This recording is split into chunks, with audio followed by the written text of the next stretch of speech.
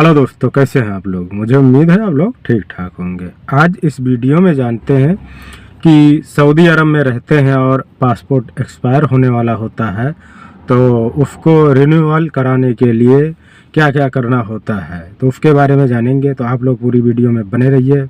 अगर चैनल पर नए हैं तो चैनल को सब्सक्राइब कर लीजिए, एक लाइक करिए और कमेंट के ज़रिए जो ना समझ में आए वो पूछ सकते हैं। तो सबसे पहले आप लोग अगर रिन्यूअल कराना है पासपोर्ट, जैसे एक्सपायर होने वाला है या 6 महीने बाकी है, 1 साल बाकी है, तो आप रिन्यूअल करा सकते हैं। 6 महीने तक, साल भर तक रिन्यूअल करा सकते हैं। कम से कम 1 महीना या उस तारीख तक आप रिन्यूअल करा सकते हैं। उससे पहले आपको अपॉइंटमेंट लेना होगा। जब से कोरोना आया आपको अपॉइंटमेंट लेना होगा। उससे पहले क्या था कि आप लोग डायरेक्ट जाते थे और उससे बताते थे क्या करना है, तो वहीं पे आपका हो जाता था। अब रिन्यूअल कराने के लिए अपॉइंटमेंट लेना होगा। सबसे पहले या आप मोबाइल से अपॉइंटमेंट ले सकते हैं या फिर आपको वहाँ जाके, जैसे जहाँ पे आपका सऊदी अरब में रह रहे हैं, सबसे करीब में जो पड़ता हो, आपका जो BFS सेंटर होता है वहाँ पे रिन्यूअल होता है। जो इंडियन का BFS सेंटर होता है, जिसे एम्बेसी लोग कहते हैं या पासपोर्ट ऑफिस कहते हैं, वहाँ पे आपको जाना होगा। और उसमें क्या क्या कराना है आपको खुद मालूम होगा। जैसे रिन्यूअल कराना है और फिर नाम चेंज कराना है या क्या कराना है, वहाँ पे आप जब जाएंगे तो वहाँ पे आपको बता दिया जाएगा अपॉइंटमेंट लाइए और फार्म भरा के लाइए। अगर आप अपॉइंटमेंट मोबाइल से ले होंगे तो दिखाएंगे तो बोलेंगे फार्म भरा के लाओ। मैं ये बोलता हूँ, मैं सऊदी अरब के दम्माम शहर में रहता हूँ और मैं खोबर में गया अपॉइंटमेंट और ये दोनों नहीं लिया। मैं उधर, मेरी ड्यूटी थी, मैं हाउस ड्राइवर हूँ, तो मैं जाके उनसे पूछा तो उन्होंने यही बताया कि आप अपॉइंटमेंट लाइए और फार्म भरा के लाइए। तो उससे पहले मैं अपने दोस्त से पूछा, एक दोस्त रहते थे यहीं पे, कि आपने कराया था लगभग, उन्होंने मार्च या अप्रैल में कराया था वही रमज़ान के आसपास। तो उन्होंने ये बताया कि हम अपॉइंटमेंट मोबाइल से लेकर गए थे, तो उन्होंने नहीं माना। तो हम सोचे कि अब मोबाइल से अपॉइंटमेंट लेने से कोई फ़ायदा नहीं है, 10-20 ज़्यादा लगेंगे तो वहीं से सब ले लेते हैं। तो हमारा जो खोबर में है पासपोर्ट ऑफिस है, जो जहाँ पे आप रिन्यूअल कराने के लिए जाएंगे, तो वहीं उन्होंने जब बोला ये चीज़, तो मैं नीचे जाके उनसे पूछा कि क्या क्या लगता है यहाँ पे। तो उन्होंने बोला कि खाली रिन्यूअल कराना है या कोई चेंज कराना है। तो बोला चेंज तो कुछ नहीं कराना है। तो उन्होंने बताया बस आपका पासपोर्ट और इकामा वैलिड होना चाहिए। तो उनसे पूछा कि आपका फ़ीस जो होगा वो कितना होगा, आपका खर्चा।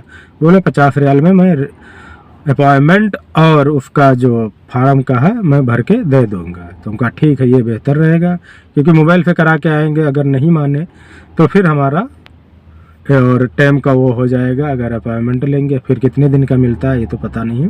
हम वहाँ पर जब ये ड्यूटी गए थे मैडम को लेके, तो ये सब पूछ कर आए। फिर आके मैं कपिल से बताया कि मेरा पासपोर्ट एक्सपायर होने वाला है, उसको रिन्यू कराना है।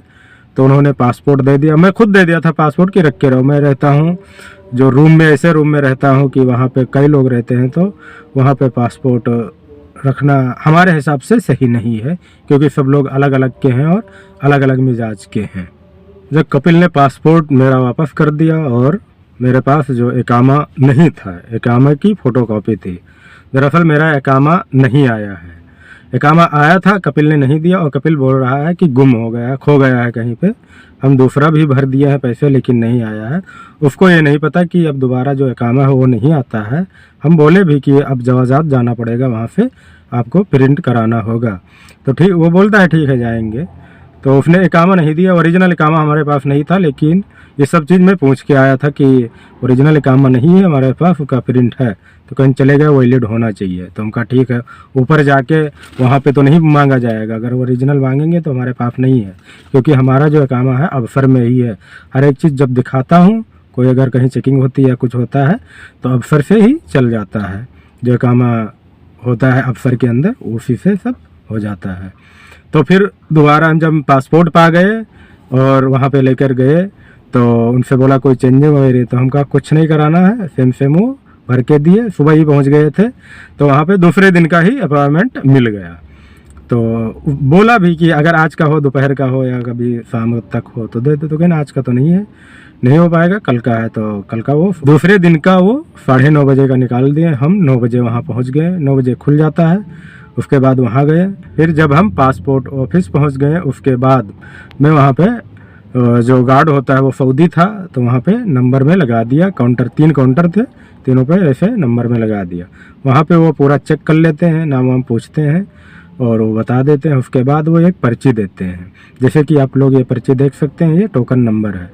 फिर उसके बाद में एक चीज़ और मैं आपको यहाँ पे मेंशन कर दूँ कि अगर आप लोग बाहर से फ़ोटो ले जाते हैं, खिंचा के 2 फ़ोटो लगते हैं, तो 2 बाई 2 का होना चाहिए, 2 इंच का। यानी अब जो फ़ोटो लग रहा है 2 बाई 2 का, 2 इंच वाला जो होता है वो लग रहा है, 2 इंच प्लस 2 इंच का वो फ़ोटो लग रहा है। लेकिन यहाँ पे जो था वो अंदर ही हो जाता था। मैं पूछ के गया था तो मैं बाहर से नहीं ले गया। वो वहाँ पे बोला तो फ़ोटो नहीं है, तो हम कहा नहीं फ़ोटो नहीं है, हमने सुना था कि यहाँ बन जाती है फ़ोटो, तो मैं नहीं लाया बाहर से। तो कहें ठीक है बन जाएगी।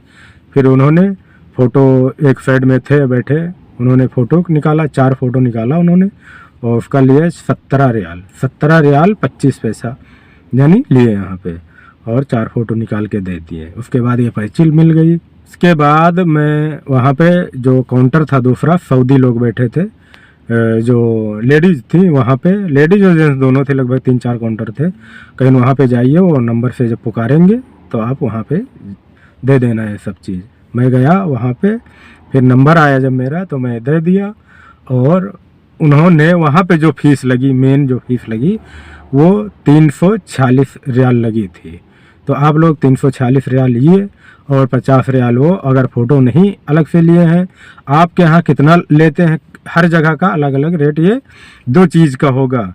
ये जो अपॉइंटमेंट लेते हैं और जो फ़ोटो निकालते हैं, ये चीज़ का रेट कोई फिक्स नहीं है, फीस नहीं है, ये सब अलग से है।